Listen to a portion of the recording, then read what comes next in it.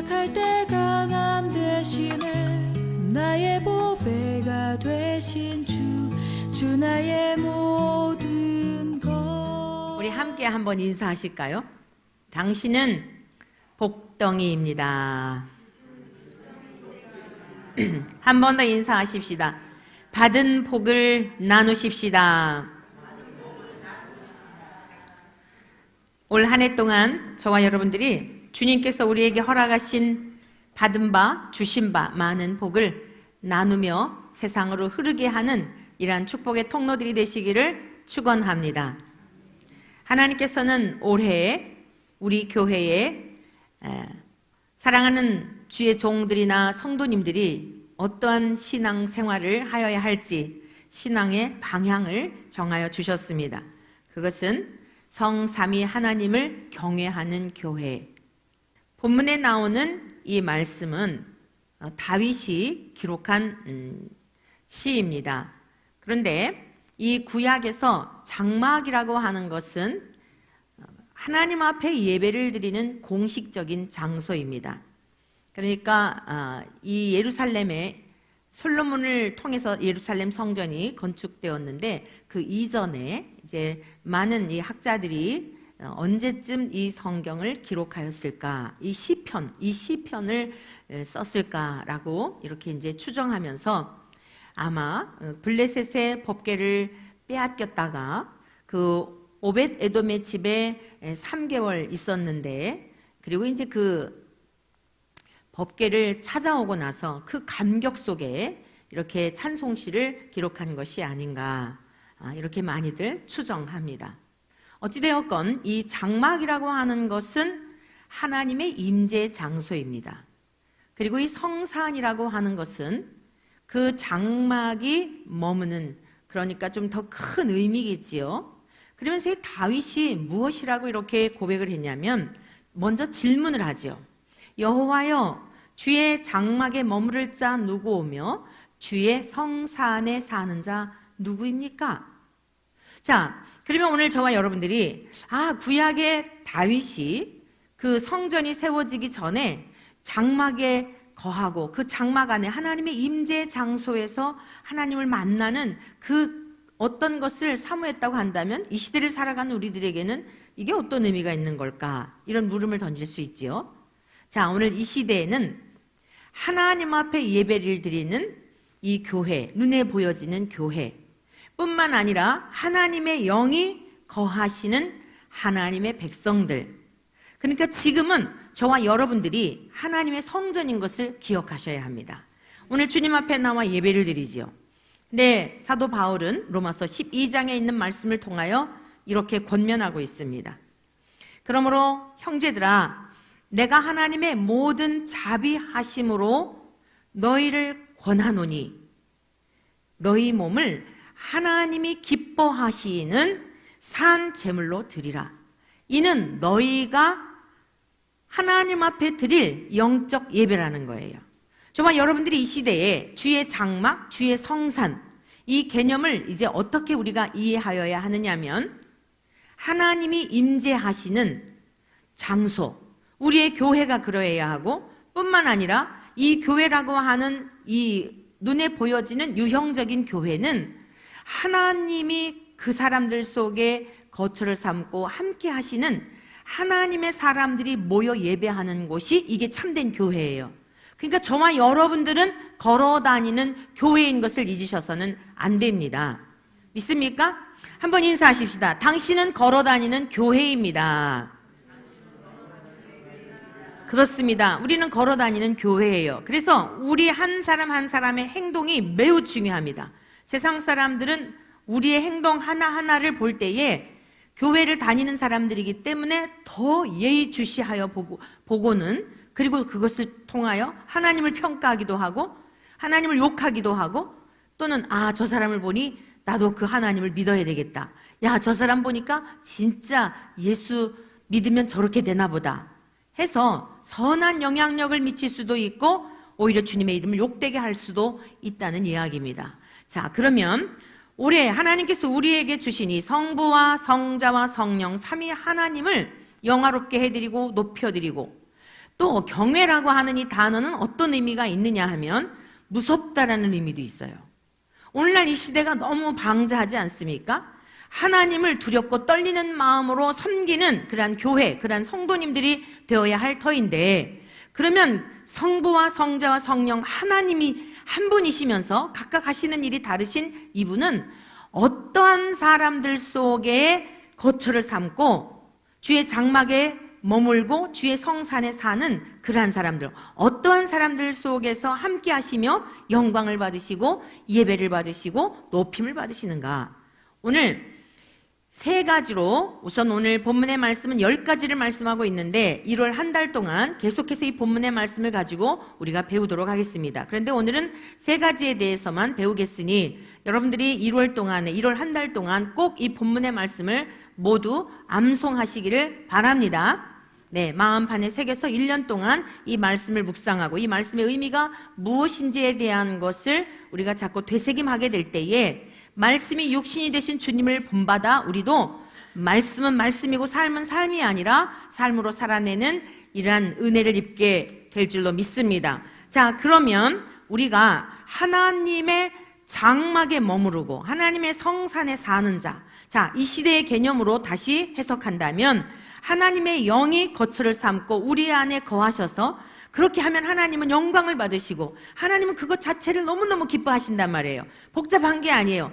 하나님이 저와 여러분 안에, 저가 여러분이, 우리 모두가 하나님 안에 거하는 거, 이걸 통해서 하나님은 누리시는 겁니다. 이걸 통하여 하나님은 영광을 받으시는 겁니다. 이게 예배자의 삶이에요.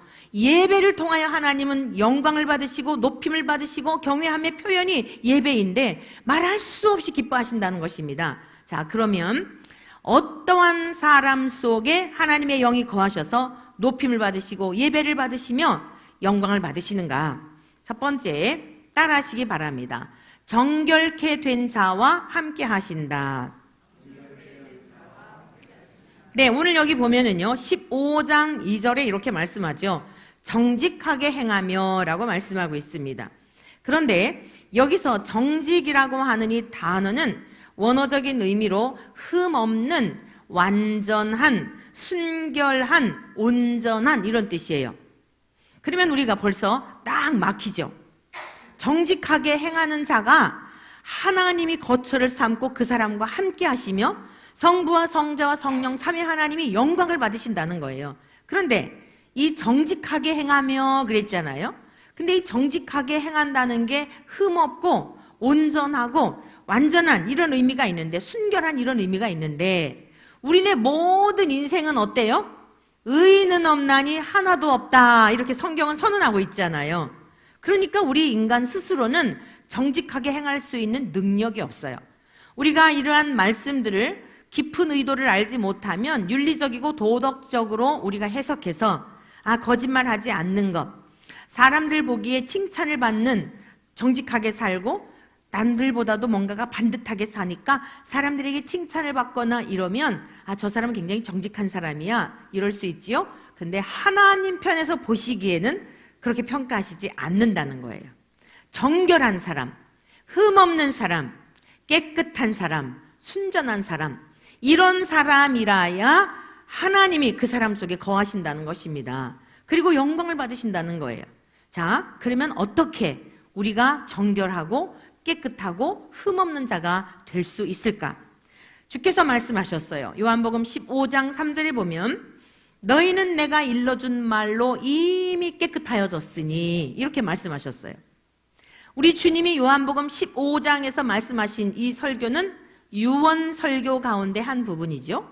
주님이 저와 여러분들을 깨끗하게 하시고 저와 여러분들을 흠없게 하시려고, 저와 여러분들을 하나님 앞에 순결한 하나님의 그리스도의 신부로 드려지기 위하여 우리 주님이 십자가에서 죽으시기 전에 하셨던 유언의 설교예요. 그런데 이때 제자들은요, 주님이 말씀하셔도 못 알아들었어요. 근데 주님은 말씀하시기를 너희는 내가 이미 일러준 말로 깨끗하여졌다는 것입니다. 사랑하는 성도 여러분, 이것이 우리 주님의 사랑이에요. 제자들이 말귀도 못 알아듣고 이 설교하시는 내용도 못 알아듣는데 미리 믿어주신 거예요. 하나님의 사랑이 이것입니다. 우리의 신앙을 보면 내가 나를 봐도 너무 형편이 없어요. 이렇게 믿어서 천국에 갈 수 있을까? 그렇게 여러분들도 자괴감에 들 때가 있지요. 그런데도 주님은 이미 뭐라고요? 깨끗하여 졌으니 라고 말씀하신 거예요. 우리 주님께서 요한복음 12장 많은 말씀들이, 특별히 요한복음은 예수님이 하나님이심에 대한 것을 증거하기 위하여 기록한 책인데 12장에 보면 주님께서 이런 말씀을 하셨어요. 36절에 너희에게 아직 빛이 있을 동안에 빛을 믿으라. 그리하면 빛의 아들이 되리라. 근데 요한복음 앞장에 가서 1장에서는 뭐라 그랬습니까? 태초에 말씀이 계셨는데 그 말씀이 하나님이셨다. 그 말씀이신 하나님이 어둠 가운데 빛으로 오셨다. 참빛, 그 빛 안에 생명이 있었다. 그러면서 예수님은 빛이다. 예수님은 죄 가운데 있는 인생들에게 빛으로 오셔서 우리들의 죄가 폭로되고 우리의 죄가 드러나게 되고 우리의 죄에 대한 것들이 얼마나 참담한지를 밝혀주셔서 야, 이렇게 살면 안 되겠구나. 하나님 앞에 긍휼을 구하고 두 손 들고 하나님 앞에 나는 전혀 하나님 앞에 구원받을 은혜를 입을, 사랑을 입을 자격이 없는 인생입니다. 사랑하는 성도 여러분들이요, 예배를 드릴 때마다 저와 여러분들이 이 은혜를 경험하기를 축원합니다. 우리가 잘난 거, 잘했던 무엇을 하나님 앞에 고백하는 그런 거 없어요. 하나님 앞에, 우리 십자가 앞에 우리 자신을 비춰보게 되면 얼마나 내 죄가 끔찍한지 그 십자가 앞에 살 자가 없습니다. 그런데 우리 주님은 사랑하는 제자들을 향하여 내가 너희를 위해서 왔어. 너희를 위하여, 저와 여러분들을 위하여 죽으러 오셨단 말입니다. 빛으로 오셨단 말이에요. 그러므로 너희들이 지금 내가 함께 있는 이 동안에 내 행한 일들 너희 보았지. 바다 위를 걸으시고 어린아이 하나 먹을 양식을 수천 명, 수만 명 먹이시기도 하고 죽은 자를 살리시기도 하고 성난 바람과 풍랑도 잠잠하게 하시고, 이게 어떤 일들 하신 겁니까? 창조주이신 하나님, 사람을 살릴 수도 있고 죽일 수도 있는 권세가 있는 하나님, 성부 하나님의 그 권세와 권능이 어떠한지를 다 드러내신 거예요. 그러니까 제자들에게 이미 내가 어떠한 많은 말들로 너희들에게 가르쳐 주었지. 어떻게 너희들이 구원을 얻는지도 가르쳐 주었지. 때가 찼고 하나님의 나라가 가까이 왔으니 회개하고 복음을 믿으라. 여러분, 주님의 첫 번째 설교 아닙니까? 때가 찼고 하나님의 나라가 가까이 왔으니 회개하고 복음을 믿으라. 이미 가르쳐 주신 말씀이란 말이에요. 지금도 세상을 향하여 무수히 이 말씀들이 선포되지 않았습니까? 내가 이미 일러준 말로. 저와 여러분들 하나님의 말씀 많이 들으셨지요? 그 듣는 말씀의 핵심이 무엇입니까? 예수님은 저와 여러분들의 죄를 위하여 십자가에 죽으셨고 살아나셨고 누구든지 이 사실을 믿는 자들마다 죽어도 다시 죽지 아니하는 부활에 이른다는 사실 아닙니까? 사랑하는 성도 여러분들이요, 이 사실을 믿는 자들을 하나님은 깨끗하게 하여 주신 거예요. 이 말씀에 대해서 더 정확하게 말씀하고 있는 구절이 있는데 요한일서 1장 7절의 말씀입니다. 이렇게 기록하고 있어요. 그가 빛 가운데 계신 것 같이. 여기서 주어는 예수 그리스도를 말하는 거죠. 우리 주님이 빛 가운데 계시다는 것은 어둠이 전혀 없다는 뜻이에요. 죄가 전혀 없다는 뜻이에요. 의로우시고 완전하시다는 뜻입니다. 예수님은 곧 하나님이시라는 뜻이에요. 하나님은 세상의 창조주이시며 그분은 거룩하시고 완전하시고 영화로우시고 그 광채, 이걸 어떻게 인간의 언어로 표현할 길이 없습니다. 그런데 우리 예수님도 동일하게 빛 가운데 계신 것 같이 우리도 빛 가운데 행하면, 저와 여러분들이 과거에는 어둠의 자식이었지만, 어둠 가운데 있었지만, 죄 가운데 있었지만 우리 구주 예수님 황송하지만 그분을 믿고 주님 안에 우리가 거하게 되면 우리가 서로 사귐이 있고 그 아들 예수의 피가 우리를 모든 죄에서 깨끗하게 하실 것이요. 할렐루야. 정직하게 행한다는 게 뭐라고요? 정직하다는 의미가 뭐라고요? 깨끗하다, 순결하다, 흠없는 이라는 의미인데 하나님이 어떤 사람 속에 거하신다고요? 예수님의 피로 깨끗함을 입은 사람들, 그 사람을 하나님이 받으시고 그가 드리는 예배를 받으시고 그와 항상 어디를 가든지 동행하여 주신다는 말씀입니다. 우리 주님이 흘리신 그 피가 우리를 깨끗하게 하신다는 거예요. 또한 만일 우리가 우리 죄를 자백하면 우리가 해야 할 일은 바로 그거예요. 이 복된 소식, 예수님이 우리를 위해 죽으셨다는 소식을 들었다면 우리가 해야 할 일이 뭐예요? 죄를 자박하는 겁니다. 나 때문에 십자가에 죽으신 그 은혜, 너무나 감사하고 황송한 이 은혜 앞에 우리가 내어 보일 것은 죄밖에 없는 거예요.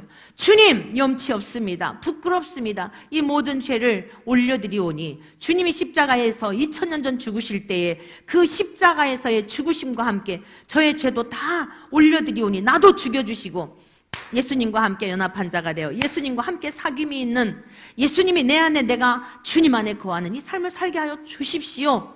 사랑하는 성도 여러분들이요, 이것이 우리가 바로 가난한 심령이요, 애통하는 마음이요, 주님 앞에 긍휼을 구하는 마음입니다. 그리하면 하나님께서, 성부 하나님께서, 사랑이 풍성하신 하나님께서 우리의 죄를 씻어주시고 용서하여 주신다는 겁니다. 깨끗하게 하여 주시고 그 사람이 바로 주의 장막에 거하고 주의 성산에 머무를 자, 하나님이 내 안에 거하는 그러한 사람으로서 하나님이 영광을 받으신다는 말씀입니다. 주님은 우리의 죄를 사하여 주시는 일을 위해서 오셨어요. 저와 여러분들의 죄를 고백하기만 하면 기쁨으로 받아주시고 하나님은 우리의 모든 죄를 사하여 주시사 성경에 기록된 대로 그는 미쁘시고 의로우사 우리 죄를 사하시며 우리를 모든 불의에서 깨끗하게 하실 것이요, 만일 우리가 범죄하지 아니하였다, 만약 나 죄 없는데요, 나 착하게 살았는데요, 나 정직하게 살았는데요, 이 성경을요 똑같은 성경일지라도 문자적으로만 그렇게 해석을 해서 나 정직하게 살았는데요, 거짓말하지 않았는데요, 반듯하게 살았는데요 라고 한다면 성경은 뭐라 그랬냐면요, 하나님을 거짓말하는 이로 만드는 것이라 그랬어요. 사랑하는 성도 여러분, 우리는 거짓말하지 않고 정직하게 반듯하게 살 능력이 없는 인생들입니다. 그런데 예수 그리스도의 피로 깨끗함을 입게 되면 하나님의 영이 우리 안에 거하셔서 우리가 윤리적이고 도덕적인 정도가 아니라 초윤리적이고 누가 뭐라고 하기 때문이 아니라 세상의 법에 저촉이 되면 벌금 내야 하기 때문이 아니라 자원하고 자발적으로 정직한, 올바른, 깨끗한 이러한 삶의 열매를 내어드리며 살아가게 될 줄로 믿습니다.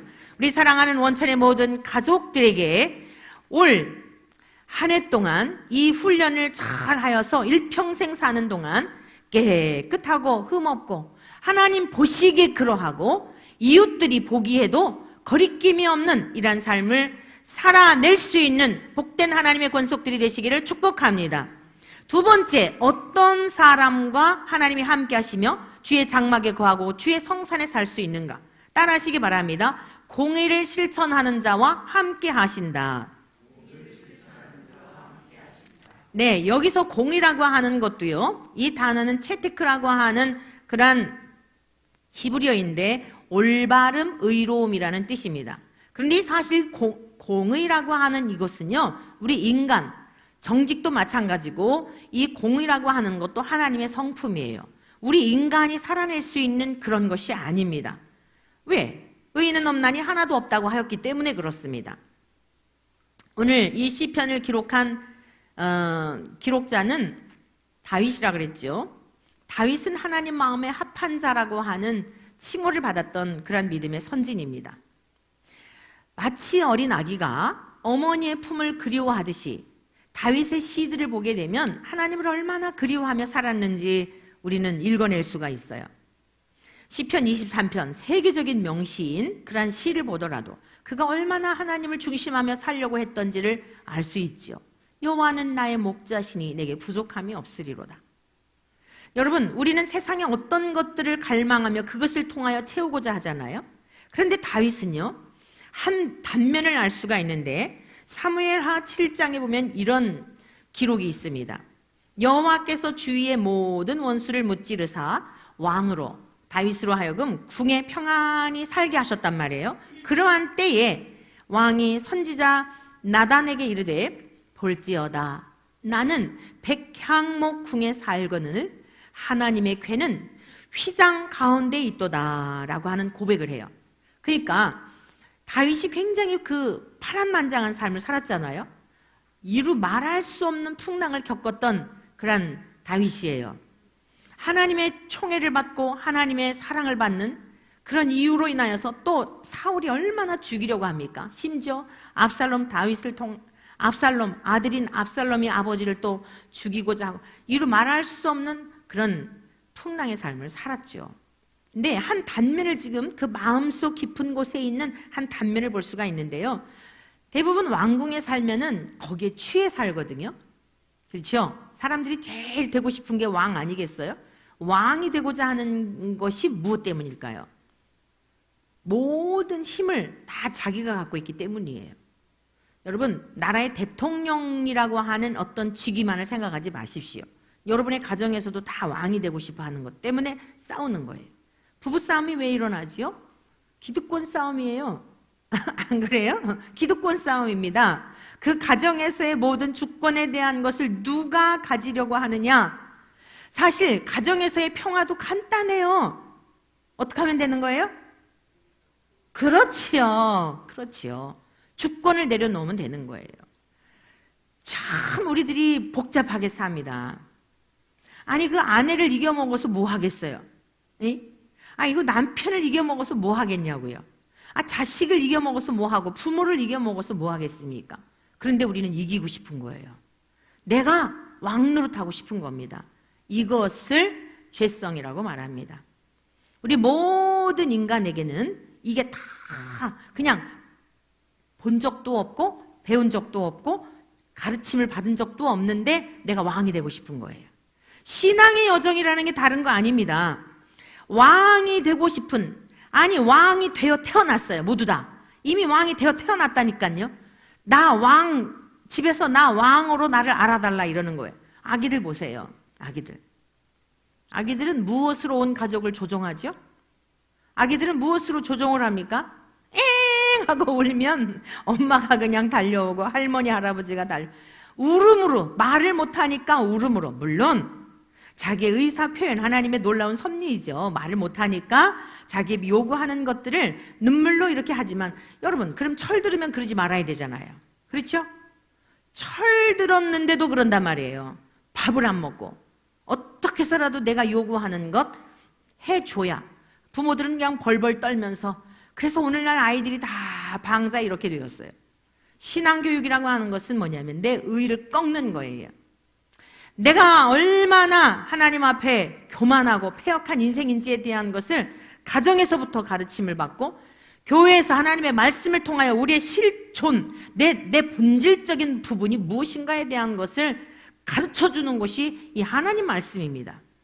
근데 오늘날 다 방자하게 오냐고 자랐기 때문에 조금만 거스르는 이야기를 들으면 아주 못 견뎌하죠. 근데 이 성경에 보면 다 우리 예수님은 거치는 돌이 되셨다 그랬잖아요. 다 거치는 소리예요. 교회 오자마자 죄인이라고 그러는데, 세상에서 칭찬받고 착하다는 소리만 듣고 살아왔는데 뜬금없이 교회 오니까 죄인이라고 그러니 못 견디죠. 저 마음 밑에서부터 끌어오르는 분노와 그 막 누군가를 향하여 그 오죽하면 이를 가할까요? 근데 여러분, 이 땅에서 이런 거 처리하지 못하면 어떻게 되죠? 영원한 지옥 불목 가운데서 영원토록 슬피 울며 이를 가는 존재가 되는 거예요. 올 한 해 동안 저와 여러분들은, 저도 마찬가지요, 여러분들도 마찬가지요, 주께서 말씀하시면 어떠한 말씀일지라도 아멘으로 받을 수 있는 저와 여러분 되시기를 축복합니다. 하나님께서 모세를 향하여 이스라엘 백성들에게 너는 그리심산과 에발산에서 축복의 말씀도 전하지만 저주의 말씀도 전해라 그랬어요. 너희들이 이러하면 하나님 앞에 복을 받을 것이요, 너희들이 이렇게 하지 아니하면 이러한 저주를 받으리라. 그리할 때 백성들은 뭐라고 그들에게 가르치라고 하였냐면 아멘 하라고 가르치라고 한 것이 하나님의 명령이었다 말씀입니다. 하나님은 공의로우신 분이에요. 우리가 경외한다는 것은 무서운이라고 하는 의미도 있다 그랬죠. 하나님의 말씀대로 살지 아니하면 무서운 겁니다. 하나님을 두려워하는 저와 여러분 되시길 축복합니다. 저는 어렸을 적 신앙교육을 너무 무섭게 받았어요. 얼마나 아버지에게 엄하게 신앙교육을 받았는지 몰라요. 예배 제대로 안 드리고 공부 못하는 건 봐줘요. 다 봐줘요. 모든 거 다 봐줘요. 그런데 신앙생활에 대해서는 절대 양보가 없으셨어요. 그런데 제가 하나님의 은혜를 경험하고 나니까 그게 너무 감사하더라고요. 교회 가고 싶지 않아도, 하나님께 예배 드리고 싶지 않아도, 주님의 것 드리고 싶지 않아도, 나를 위해서 쓰고 싶을지라도 아버지로 받았던 두려운 하나님은 무서운 하나님, 아버지가 무서웠어요. 일단 아버지가 무서웠어요. 그렇게 하다가 보니까 어느 순간 하나님의 자비로우심과 공의로우심과 사랑하심과 이것이 한 부분이 아니라 그 전 사랑도 하나님의 성품, 공의도 하나님의 성품이에요. 이 하나님을 경험하게 되니까 얼마나 감사한지. 저는 자녀들에게 사실 그렇게 교육을 못 시켜요. 정말 그것이 제가 하나님 앞에 회개하는 부분이에요. 이게 사랑의, 여러분, 성령의 마지막 열매가 절제잖아요. 사랑으로부터 시작하여서 마지막이 절제예요. 근데 이 사랑하는 마음이 드는 것을 절제하는 게 참 쉽지가 않더라고요. 자녀들을 반듯하게 키우기 위해서는 아니야, 이걸 딱 자를 수 있어야 되는데 그러지를 못해요. 저와 여러분들 올 한 해 동안 하나님의 말씀 앞에, 어떤 말씀일지라도 어미하신 하나님의 말씀 앞에 순복할 수 있는 저와 여러분 되시기를 축원합니다. 그것은 우리를 생명의 길로 인도하는 진리이기 때문입니다. 영원토록 불변하는 진리입니다. 하나님은 무서운 하나님이신 것 같지만 그 속에도 깊은 사랑이 담겨 있는 거예요. 우리를 벌주고 우리를 막 망가뜨리려는, 이거는 악신입니다. 하나님의 공의로우심 앞에도요, 그 사랑, 그 속에 사랑이, 오히려 우리가 생각하는 사랑보다도 더 풍성한 사랑이 그 공의 속에 담겨 있는 것을 기억해야 한다는 말씀입니다. 오늘 올바르게 정직하게 이렇게 행할 수 있는 이것은 사실 인간의 힘으로는, 우리의 힘으로는 참 어려워요. 그래서 올해부터 이제 여러분들이 영성 일지를 쓰고 다 개별적으로 잘 하시면은 뭐 그런 게 뭐가 필요하겠습니까? 그러나 우리들은 아직 그런 훈련들이 잘 안 되어 있잖아요. 그러니까 여러분들이, 우리 정 목사님이 이제 여러분들에게 그걸 내라 그랬죠? 정 목사님의 얼굴을 봐서라도 학교에다가 숙제를 내듯이, 선생님 무서워서 숙제를 낸 적 있죠? 순종해 보십시오. 순종해 보시기를 바랍니다. 여러분들의 신앙생활에 놀라운 성장이 있을 거예요. 내가 일주일 동안 성경 읽은 것, 주일날 가서 내가 제출하기 위해서라도 한번 읽어보십시오.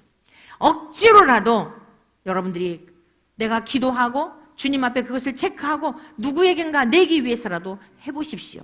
일정 기간 동안 여러분들이 이것을 습관적으로라도 하다가 보면 성령님께서 여러분들 속에 어느 날 직접 여러분들을 관여하시고 귀로만 들었던 하나님을 가슴으로 전 존재적으로 경험하게 되면서 여러분의 신앙에 놀라운 성숙이 있게 될 줄로 믿습니다.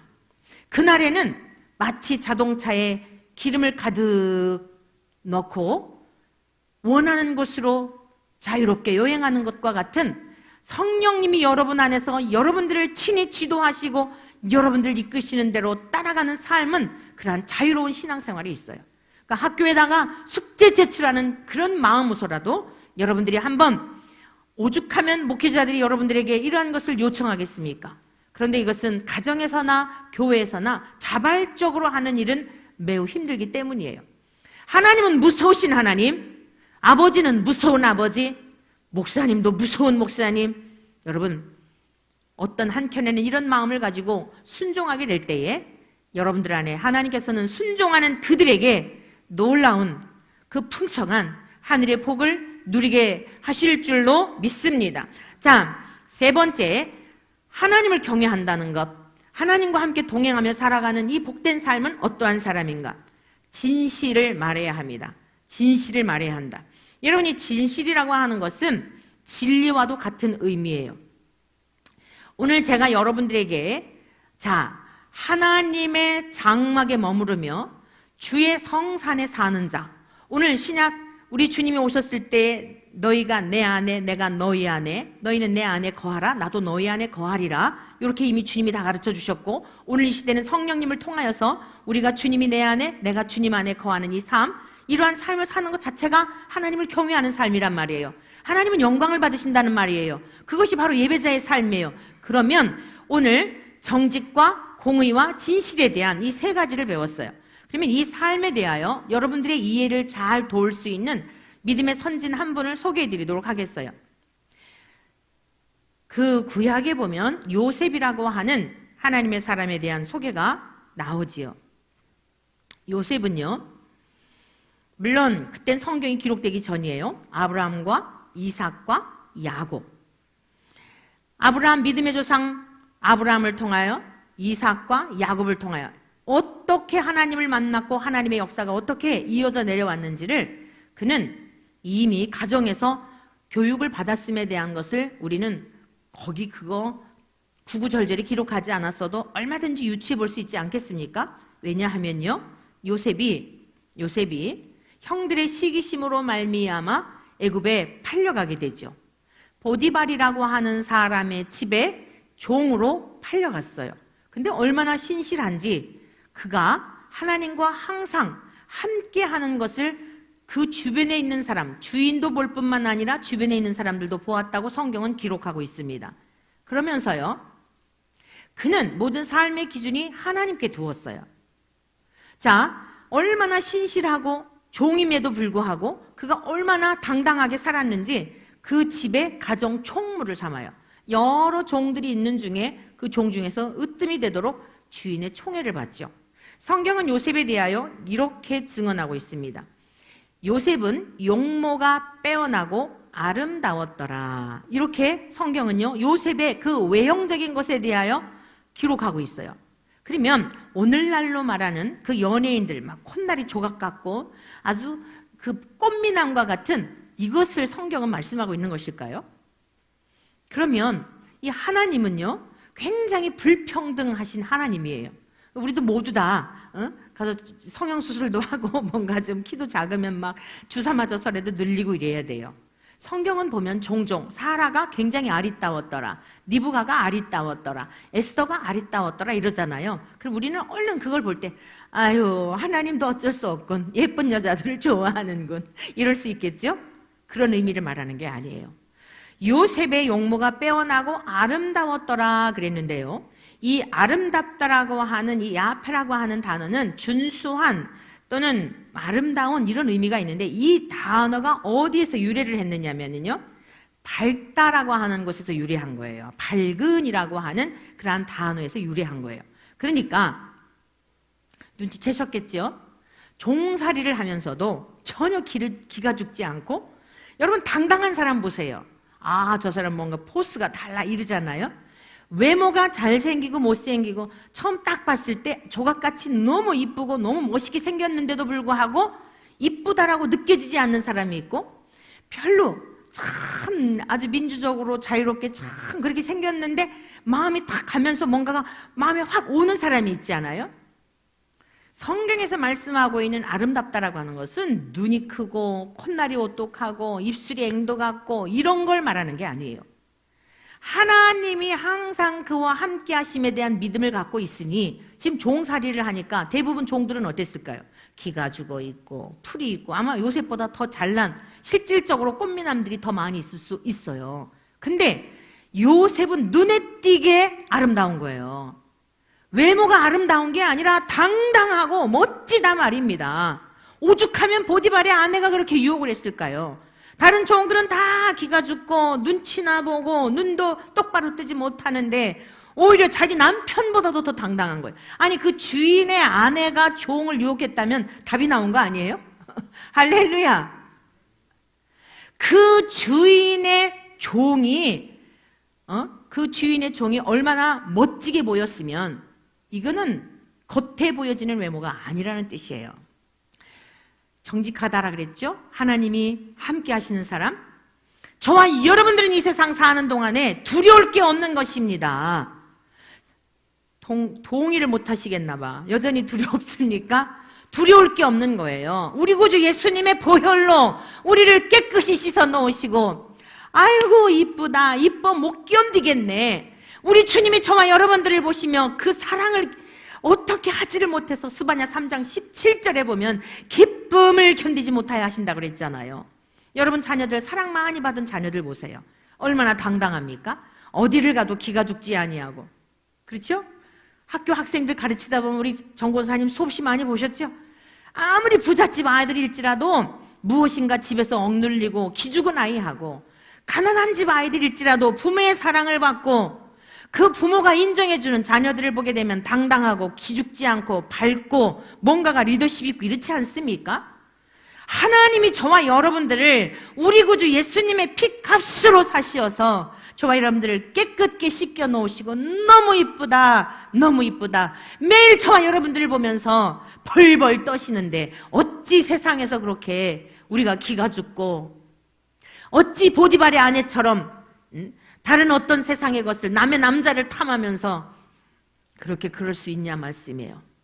사랑하는 성도 여러분들이요, 요셉이 그렇게 밝고 아름다운, 누가 보더라도 빼어난 그러한 사람으로 볼 수 있었던 근거가 무엇인가 하면, 우리 한번 성경을 좀 찾아보시겠습니다.